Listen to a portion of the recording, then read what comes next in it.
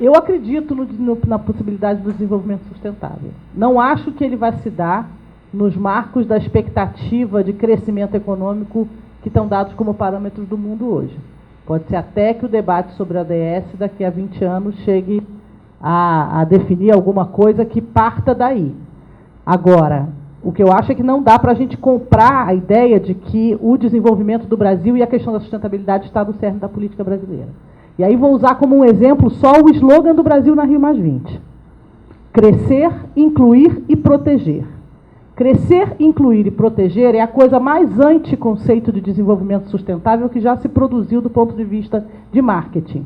Porque se o crescimento econômico, da forma como ele está dado hoje, é a base, você já tem um problema de insustentabilidade.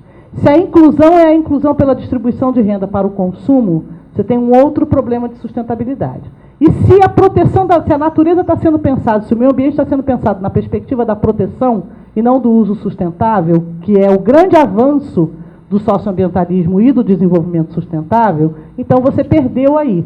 Então, na verdade, o slogan do governo brasileiro na Rio+20, ele é um slogan que marca exatamente um momento que eu acho que a Rio+20 foi de inflexão de toda a agenda do desenvolvimento sustentável.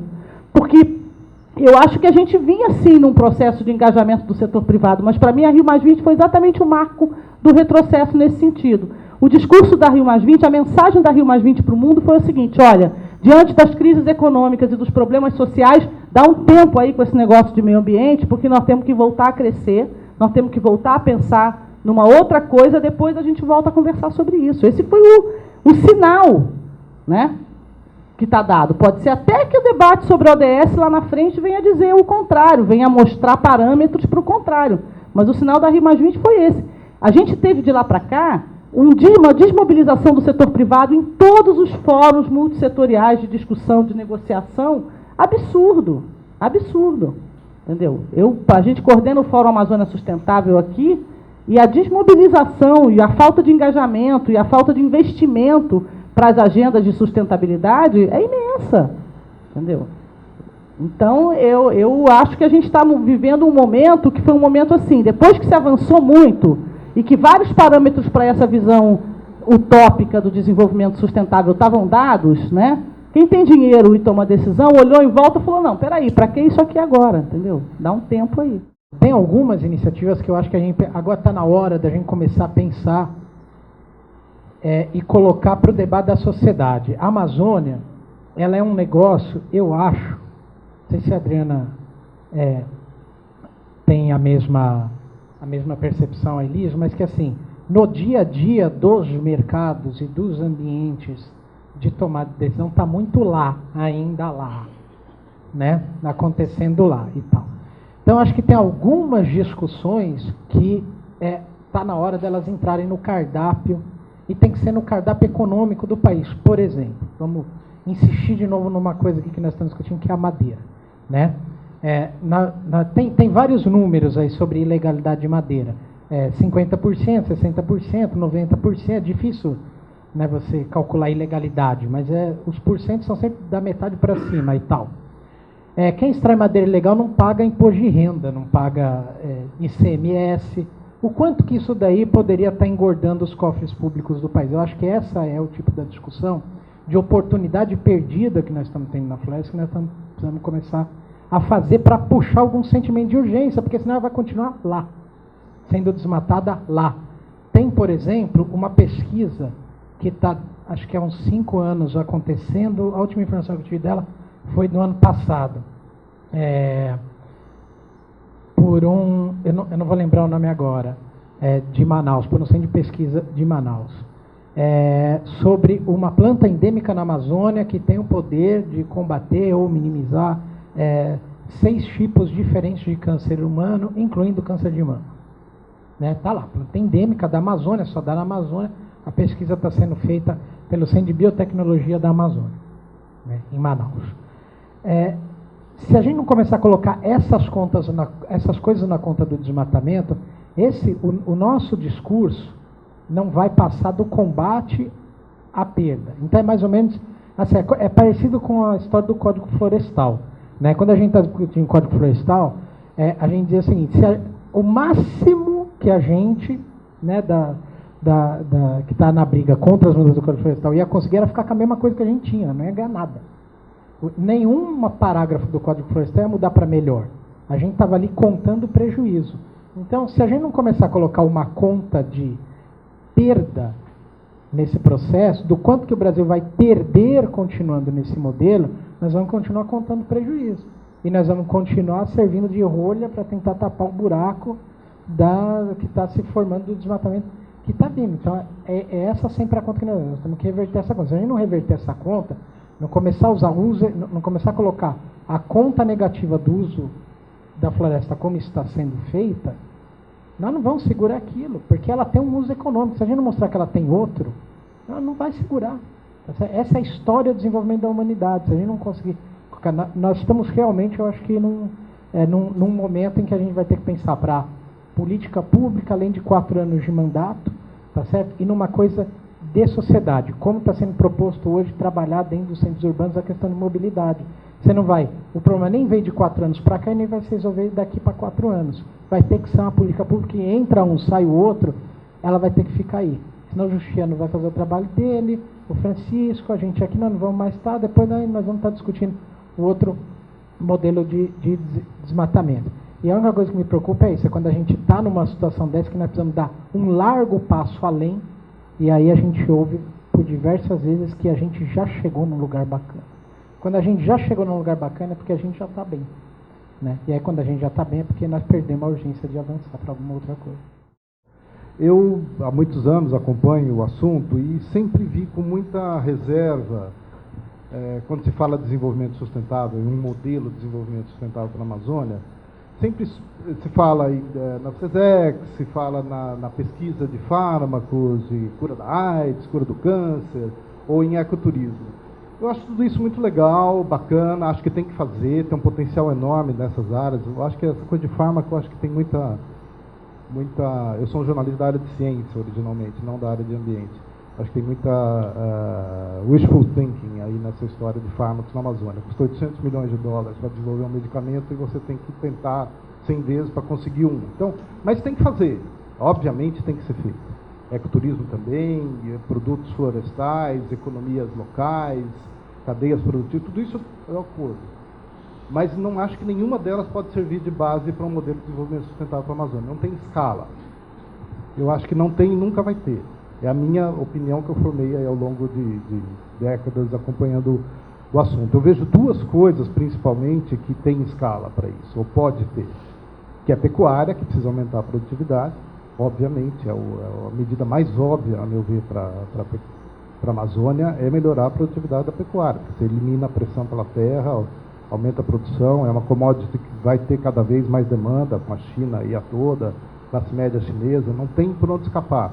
O Brasil tem uma vantagem comparativa enorme nessa área, tem que melhorar, tem que fazer do jeito certo. E madeira, quer dizer, todo o sistema florestal brasileiro, a ideia de você criar uma cadeia de exploração da madeira que legalize e que tire todos os incentivos perversos que a madeira traz para o mau desenvolvimento da Amazônia, é a formalização desse mercado que se iniciou, pelo menos se tentou, o plano era esse no tempo do Tasso, enfim, de você conseguir criar pelo menos uma oferta alternativa de madeira legalizada. Eu acho que é alguma coisa por aí que esse modelo de desenvolvimento tem que passar por aí. Acho que tem lugar para mineração, acho que tem lugar para hidrelétrica, feita do jeito certo também. O problema é que nós caminhamos na direção oposta, né? Quer dizer, Belo Monte eu acho um caso um pouco curioso, porque, na verdade, muita coisa melhorou, entre aspas, digamos assim, com Belo Monte. Se você compara o modo como Belo Monte está sendo conduzido, o modo como se fazia a hidrelétrica no tempo da ditadura militar, tem um avanço. Algum avanço tem. Pelo menos você tem lá alguns bilhões de compensação e de... Não, tem. Não vamos negar o fato. A pressão social, não estou achando que é benesse, não, foi dado de mão beijada, é porque você tem, de fato, uma sociedade mais complexa, que demanda mais, tem movimentos sociais, enfim. Mas no governo, eu acho que é claríssimo que dentro do próprio governo do PT a gente vive um retrocesso hoje. Isso, não sei, talvez alguém da mesa queira debater isso, mas eu acho que é claríssimo, e não acho que é só um problema do governo, acho que é um problema da sociedade. Acho que a gente vive um momento de uma inflexão conservadora na sociedade brasileira. A questão do meio ambiente é uma das coisas que estão em retrocesso, a questão social, tem uma série de coisas. Assim como nós nos acomodamos com a questão da diminuição do desmatamento, nós nos acomodamos com o Bolsa Família, a mesma coisa. A agenda está resolvida, entre aspas, né? Temos o Bolsa Família, distribuímos renda, paramos por aqui, não precisa fazer mais nada, né? E o desmatamento, acho que passamos por uma coisa desse tipo também. E um modelo de desenvolvimentismo que vigora aqui no governo, que dá saudades do tempo do Fernando Henrique Cardoso, entendeu? Porque, na verdade, ele está retrocedendo, pelo menos na mentalidade, não no fato, porque há demandas sociais e lutas políticas que impedem isso, mas na mentalidade nós regredimos a Geisel, no tipo de estilo de desenvolvimentismo que vigora hoje dentro do governo, com contradições, com áreas do governo que combatem isso. O governo não é uma entidade monolítica, ela é uma entidade contraditória, sempre foi. Ela está representada, vários setores da sociedade estão representados ali, disputando visões diferentes, inclusive de desenvolvimento para a Amazônia. Eu acho que a gente tem que pensar as várias Amazônias na Amazônia, né? Então tem uma Amazônia já desmatada, já antropizada, aonde o agronegócio ali vai continuar, e nós temos que pensar como que eu fortaleço o agronegócio nessa região, sem permitir que ele continue aquela expansão de fronteira com baixa produtividade que a gente estava vendo. Então, e aí, em cima disso, se pensam as políticas públicas, seja para fomentar, seja para melhor ordenar essa atividade. Você tem uma Amazônia onde é possível o desenvolvimento sustentável, e aí eu acho que a vocação é florestal, de fato, seja o manejo comunitário, o manejo empresarial via concessões, e aí nós estamos muito carentes dessa política. O Serviço Florestal Brasileiro foi criado em 2006, ainda engatinha, né, fez poucas concessões. Os concessionários que foram assim corajosos de acreditar nessa política estão sofrendo muito com essa ilegalidade, né. Recentemente, o Serviço Florestal tem debatido, né, mostrou o quanto é tributada a cadeia da madeira, já se argumenta por que não criarmos zonas francas verdes aqui no Pará. Aquela ideia do Distrito Florestal foi criada em 2006 também, foi completamente abandonada, e está lá. O Distrito Florestal é justamente nessa região onde está ocorrendo o desmatamento hoje. Então, quer dizer, ou a gente cria uma economia para fazer frente a essa expansão de agronegócio improdutiva, ou não vamos ter resultado. Quer dizer, eu não gosto muito quando a gente taxa, é a pecuária que está desmatando. Eu tive na FEICORT em Paragominas no final de semana. Não, esse cara que está desmatando lá, ele não é pecuarista, não. Né? Pecuarista é o Mauro Lúcio, como eu vi em Paragominas, né? E outros produtores lá que, de fato, criam boi com genética de qualidade, estão fazendo investimento. Esse cara está fazendo reserva de valor, né? Joga um gado de péssima qualidade, não tem produtividade. E o terceiro aspecto da Amazônia, eu acho que é aquela questão do coração da Amazônia. A Amazônia que tem que ser protegida, onde eu vou ter ali pesquisa, ecoturismo e pouca coisa. Você tem uma área sensível que você não pode deixar, né, nenhum manejo, você tem que cuidar. E a gente tem que pensar, para cada uma tem uma política, e essa mensagem tem que chegar muito clara em campo. Então, acho que tem, de cada macro política dessa, você vai desenhando de fato o que se quer e perseguir isso com certa estabilidade. O que a gente vê é que o programa que ocorre num governo não continua em outro, que começa num ministro não continua em outro, quer dizer, você tem uma instabilidade, e esse é o mal da política brasileira. No plano federal, também no plano estadual, não vou nem citar no municipal, mas nós precisamos de fato tratar a Amazônia com mais estabilidade, com mais recurso e menos discurso. Nós precisamos de investimentos maciços em ciência e tecnologia aqui.